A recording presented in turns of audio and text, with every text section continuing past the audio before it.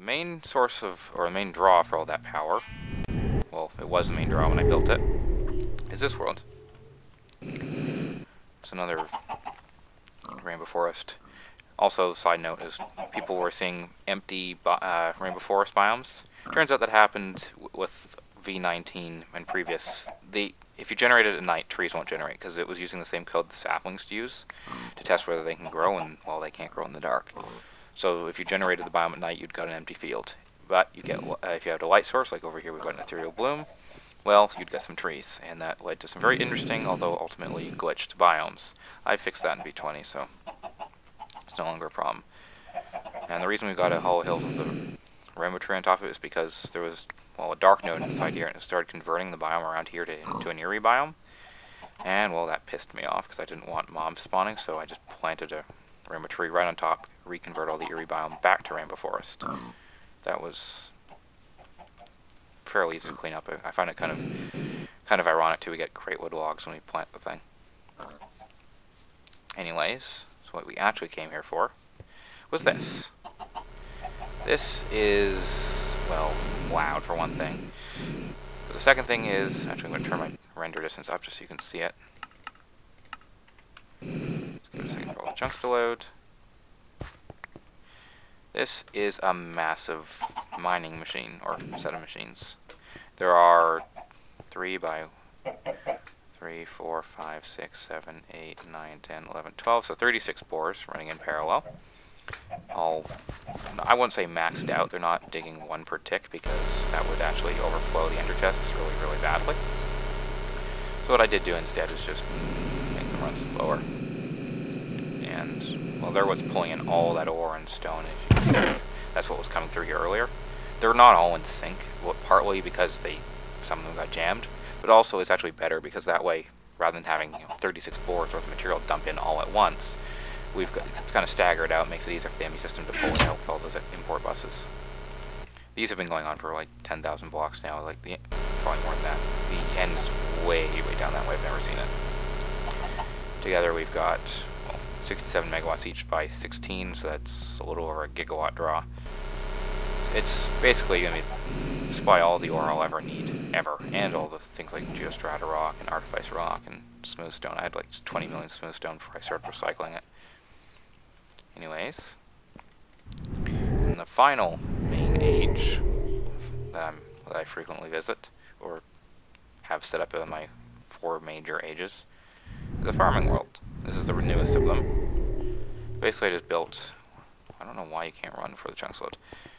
Basically just built a little farm here. I needed more lubricant, so I built a canola farm, a rather large canola farm, with, you know, fans and fertilizers behind the walls. I'll show you. So we've got a whole lot of fans, each receiving like 90 kilowatts of power, so they're just harvesting everything.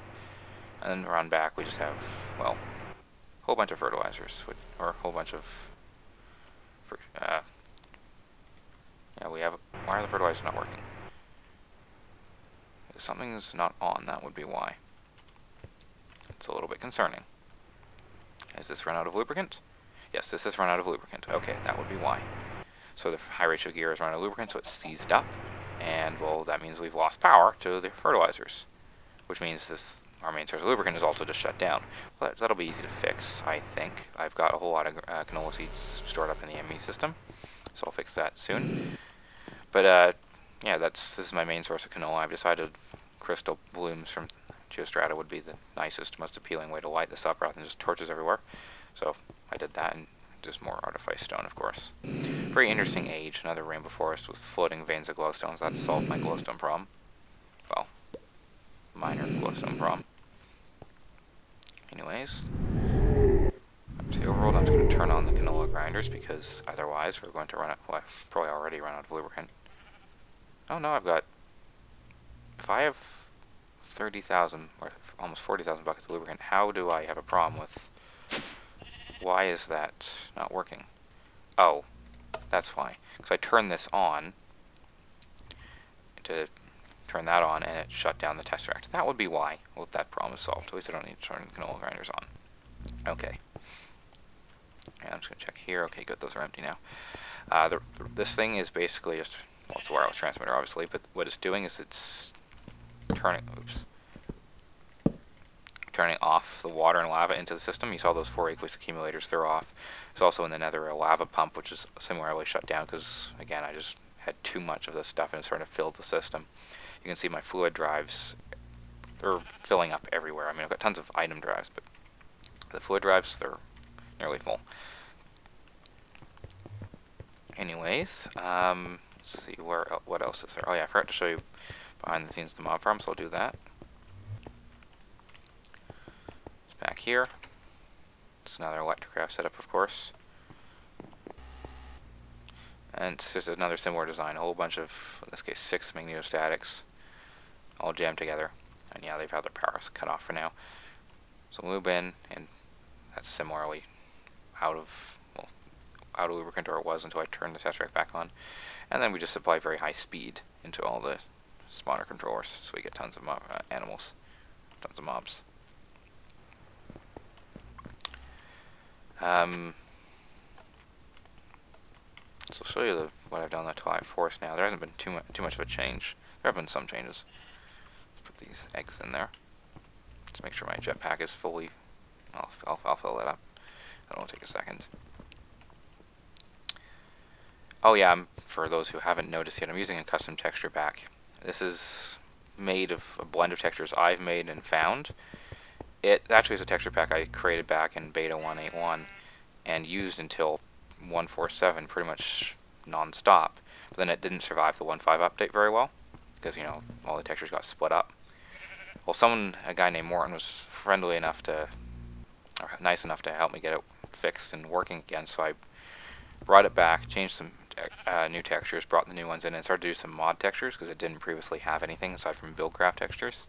So you can see I did some AE textures and extra cells, thermal expansion textures, a little bit of railcraft texturing, a whole lot of different mods I did textures for.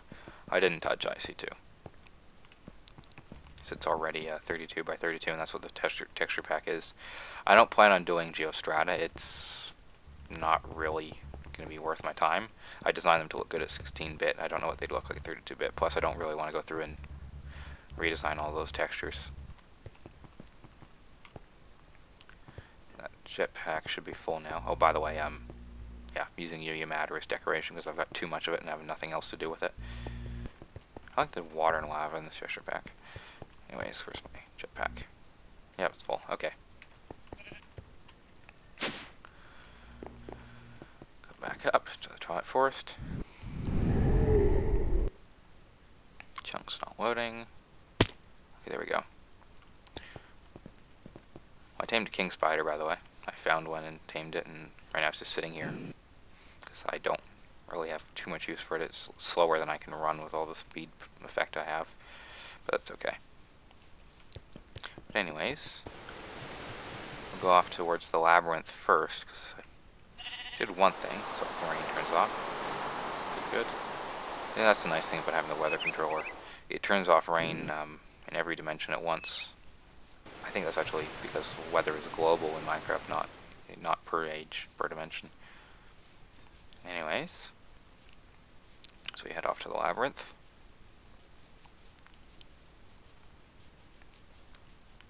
I'm not going to take you to the hollow hill I cleared out because it's too far away.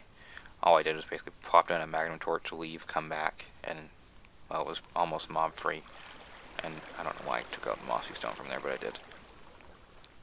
Anyways, drop down. There's gonna be a lot of mobs here, but that's okay.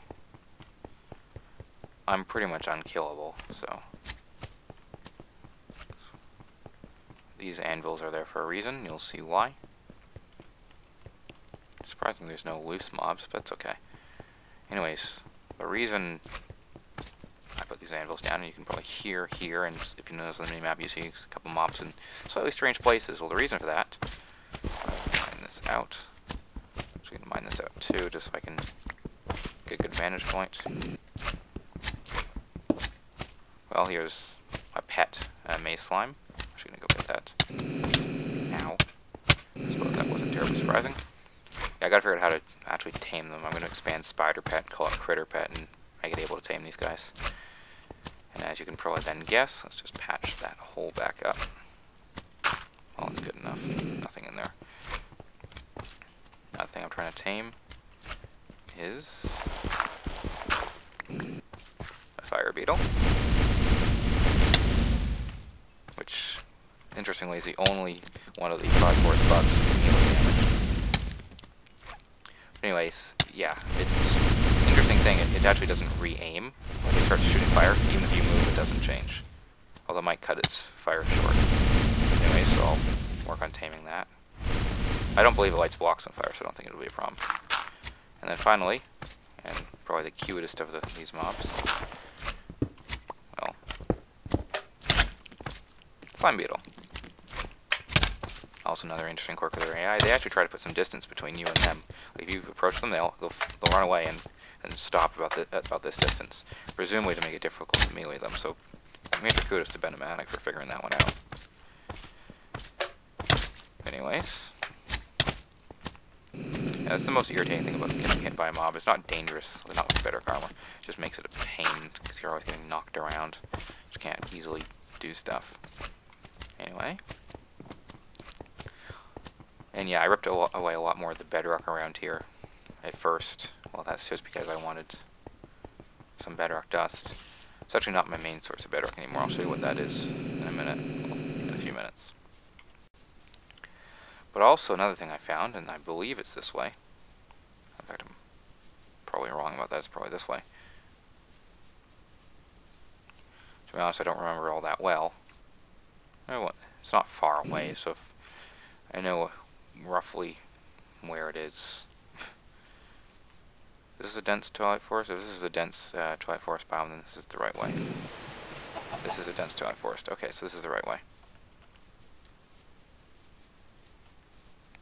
Over here, shortly, what you will find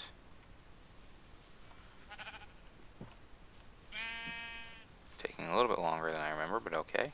That's fine.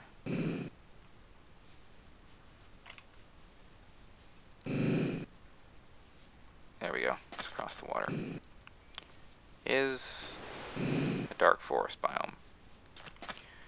And, well, as you can probably already guess, something has happened here. That something being the new leaf cutting, or tree cutting ability on the Bedrock axe. And let's actually get rid of all that. Okay. Anyway, so that's one easy way to abuse it, I suppose, but I quite enjoyed that. Made it quite a lot easier to conquer this area. Not that I'm in any danger, it just makes it easier. The other reason I did it was to, well, light up all this stuff, because of these new Twilight Forest strongholds, or Dark Forest strongholds. I've heard a little bit about them, so I wanted to see one. Tried to find a way in myself, ran around, couldn't find anything. So instead of trying to find that, I got a little bit fed up with it, and just aimed a borer right at it. So I got in, and, well, looking around in here, it's an amusing number of geostrata crystals around the inside of this thing, and there's some creepers in distance there. But there is, as far as I can tell, quite literally nothing of value in here. I ran around, and I saw nothing I could possibly want. So, I don't know. It's kind of my opinion that Twilight Forest loot is lackluster at best anyway. But to be this devoid of anything useful, well, that's a little surprising, considering the danger they're supposed to represent. And these mobs, these night mobs, whatever they're called, they're kind of a joke. Okay, I don't know where it is. Is it inside here somewhere? Nope. I don't know. Anyway, so that's the Dark Forest Stronghold. Interesting thing, by the way. These Stronghold shields, unbreakable on the red sides, or if you're actually, I'll get to that in a second, but they're breakable on the green sides. It's actually not quite how it works. It's if you're looking, it checks what direction you're looking at. I looked in the code. And if you're looking, if the vector it draws from your eyes into the block hits a red side, it's unbreakable. If it hits a green side, it's breakable. Except, if you look, I'm actually over the green side. But there's a slight pointing error, so it thinks it's unbreakable. So what that then means is, basically, if you had a block whose green side was facing you, even though I'm trying to figure out how to explain this. If you had the ability to face a block, at a block, from a different side than one you're actually breaking, it would, you could quite easily fool this. But anyways, still very clever. That's what I did here. I don't believe it was this way, but there's a dark tower, you know, those Urgas towers, one of these directions, somewhere or other, I found. It's obviously not this biome, because I ripped this biome apart, but one of these biomes, in a different direction, I found an Urgas tower and went through that thing. There's a slime here. I didn't really find anything of value there either. I mean, I mined up the anti-builders and stuff like that. They weren't particularly something I needed. I don't know what the hell a carbonite reactor is for. I've got several of those. Got gas traps. I've got those sorts of things. But I've got no idea what they're for. Anyways, over this way, back home. Well, back to the tower we've used as our base. I realized after I put out the last video I didn't actually show you what I did here. This is the same strategy I used on the Urgas tower. I basically went at them from the top down. I just ripped the roof off, in this case, and, well, had my way with the place. And, yeah, texture pack paintings don't look very fitting here. I'm actually going to take these. I want them. So if you look at 92%. They don't look good in this thing anyway. Spacescapes and whatnot, they do not fit the Twilight Forest. God, I wish the jetpack could hover like the IC2 one. Which is a funny thing for me to say considering I wrote it. But the simple fact is, I don't see there being a good way to control hover. I don't want to do more keybinds. I think those are a plague of heavily modded packs. You know, the 50,000 keybinds you get when you start up an MTB or whatever pack. I just set most of them to the tilde key because I don't want to deal with it. It's also what killed what used to be one of my favorite mods, the Dragon Mounts mod. Now it can't effectively be flown because of all the new keybinds it has to use. Anyways, on our way back down, getting the rest of these paintings. Okay, I'm also got in my inventory pretty much at all times these two crystal pendants, brown and yellow, basically giving me saturation and haste, so I never need to worry about food ever again. And yes, they're expensive for all those people who are going to scream how overpowered that is. And for people who think it's overpowered no matter how expensive it is, well then, why don't you go play Ultra Hardcore? Anyway, so I forgot that painting up there. Oh well. Let's go back to the overworld now, because I don't remember there being anything else of particular interest here, aside from, well... Oh yeah, I found a Naga courtyard as well. Ripped that apart, just like I do to pretty much everything else, took all the Naga stone. That was a nice little surprise. Anyways, let's just empty all the paintings out of my inventory. I don't know why the first like 10 seconds of loading a world, including the overworld, is laggy. That's okay. Go to the Nether now.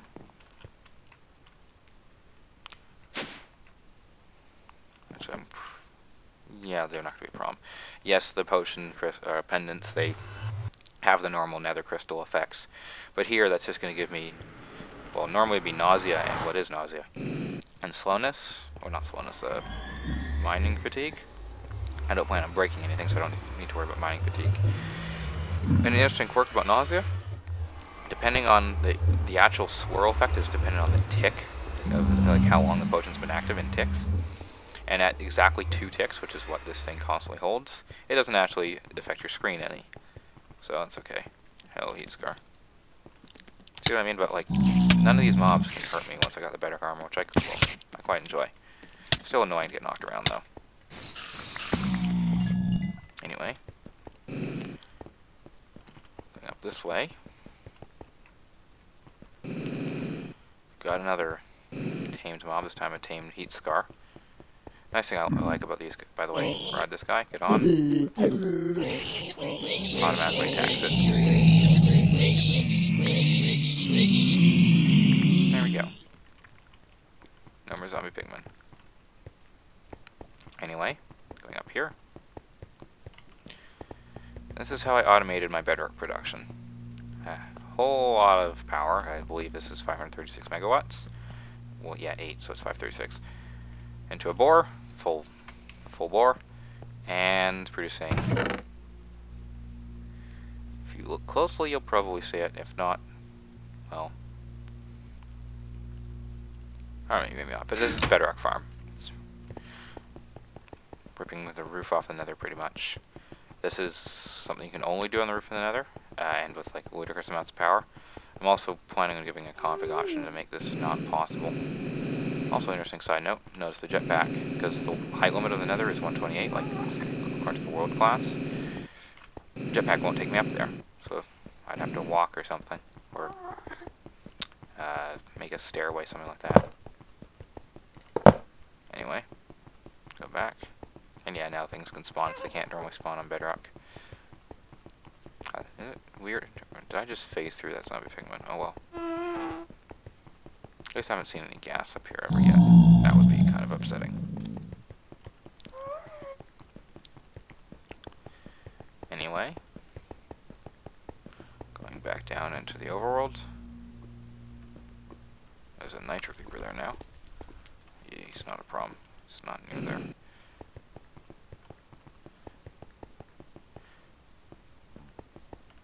No, it's lapis. That piece of lapis down there keeps fooling me, thinking it's cobalt. In fact, I'm going to solve that problem right now. And there we go. And yeah, I think the nether quartz texture looks pretty good. I had to custom make that to go with the netherrack I did. This netherrack texture comes from a blend of two things from Painterly, I believe. One is like this lava crack texture you can see, and the other is like this red, striation texture. Overlaid the two and got this. It looks a lot better than that pink whatever that netherrack normally is. And I just put a little bit of 3D effect. As you can see, there's slight variation in the 32-bit there. Let's go back up. This jetpack is incredibly useful.